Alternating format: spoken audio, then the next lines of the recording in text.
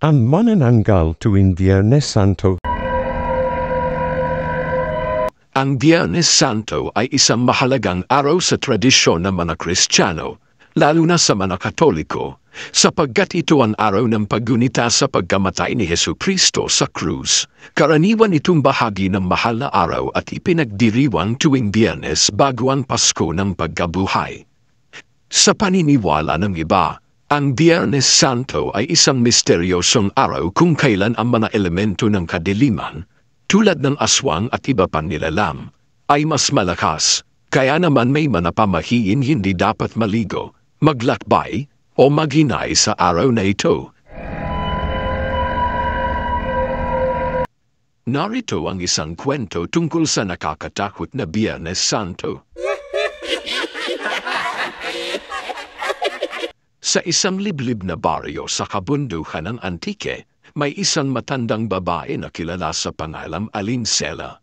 Tahimik siyang namumuhay sa isang kubo sa gilid ng gubat, malayo sa karamihan ng mga tao, walang nakakakilala sa kanyang pamilya, at madalang siyang makita sa araw, pero tuwing gabi, may mga kababalaghang nangyayari, mga hayop na nawawala, mga bangkay na nawawala sa sementeryo, at mga batang bigla na lang naglalaho. Ayon sa matatanda ng baryo, si Alincela ay isang aswang, pero walang makapagpatunay dito, dahil kapag tinatanong siya, tumatawa lang siya at sinasabing, kapag ang tao ay takot, sila mismo ang gumagawa ng sarili nilang multo. Ngunit dumating ang isang Biyernes Santo, at isang hindi inaasahang pangyayari ang gumimbal sa buong baryo. Si Miguel ay isang binata mula sa bayan, bumisita sa baryo upang magbakasyon sa kanyang tiyuhin. Hindi siya naniniwala sa mga aswang. Para sa kanya, katang-isip lang ang mga ito, kwento ng matatanda para takutin ang mga bata. Ngunit nang dumating ang Biyernes Santo, may kakaibang nangyari. Napansin niyang kakaunti ang tao sa kalsada, at lahat ng bahay ay mahigpit na nakasarado, walang batang naglalaro, walang ingay ng manok o aso. Sa baryong dati ay puno ng buhay, parang biglang natigil ang mundo. Nagusisa siya sa kanyang tiyuhin, pero pinagsabihan siyang huwag nang magtanong. Huwag kang lalabas kapag lumubog na ang araw, lalo na mayong Biyernes Santo. Mahigpit na bili ng kanyang tiyuhin. Pero matigas ang ulo ni Miguel, dahil nais niyang patunayan na walang aswang, nagpasya siyang puntahan ang kubo ni Alincela pagsapit ng dilim. Dala ang kanyang flashlight at kutsilyo, tahimik na tinungo ni Miguel ang kubo ni Alincela. Habang papalapit siya, napansin niyang parang masyadong tahimik ang paligid. Walang huni ng kuliglig, walang kaluskos ng dahon. May kung anong hindi maipaliwanag na takot ang bumalot sa kanya, pero itinuloy niya pa rin ang kanyang lakad.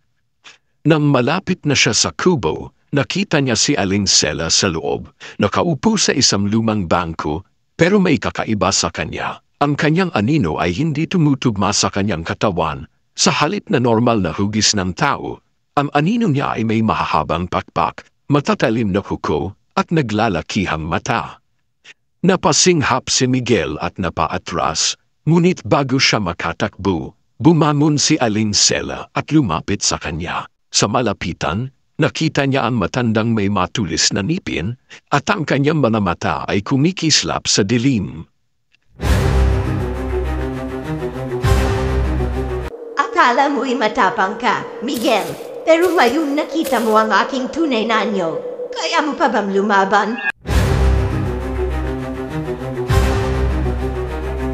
Nang biglang bumihip ang hangin, unti-unting nagbago ang anyo ni Alincela, ang kanyang balat ay naging kulay abu.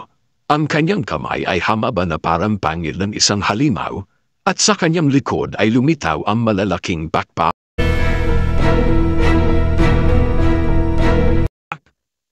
Isang kan manananggal.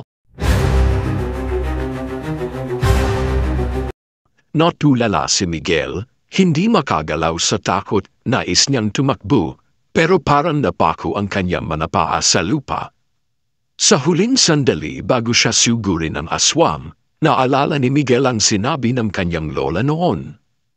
Ang Biyernes Santo ay araw ng pagpapakasakit ni Kristo, ngunit para sa mga aswang, ito ang araw kung kailan sila pinakamas malakas, dahil ang Diyos ay patay sa puso ng mga taong hindi naniniwala. Napagtanto niyang hindi sapat ang kanyang tapan para labanan ang halimaw, kailangan niya ng pananampalataya. Dali-dali niyang hinugot ang kanyang kwintas, isang krus na kahoy na bigay ng kanyang lola. Itinaas na ito at buong lakas na isinigaw. Pangalan ng Diyos, lumayo ka! Biglang nagliyab ang krus, at isang nakakasilaw na liwanag ang lumabas mula rito. Napasigaw sa sakit si Alinsela at mabilis na umatras. Ang kanyang balat ay nagsimulang magbitak-bitak, parang sinunog ng araw. Nagkaroon siya ng pagkakataong tumakbo, hindi na siya lumingon pa, humahano siyang bumalik sa baryo. At sa unang pagkakataon sa kanyang buhay, naniwala siya na mga aswang ay hindi katang-isip lamang.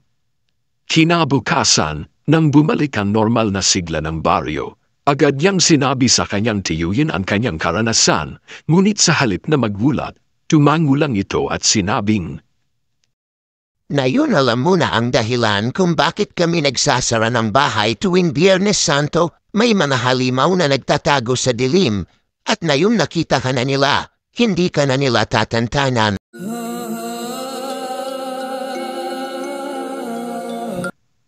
Napairin si Miguel, pero alam niyang tutuwan sinabi ng kanyang tiyuhin. Simula noon, hindi na siya bumalik sa baryong yun, at sa bawat Biyernes Santo, palaging may takot na bumabalot sa kanyang puso. Dahil sa kabila ng lahat, alam niyang sa isang madilim na sulok ng mundo, may mga matang nagmamasid sa kanya, naghihintay ng tamang oras upang muling magpakita.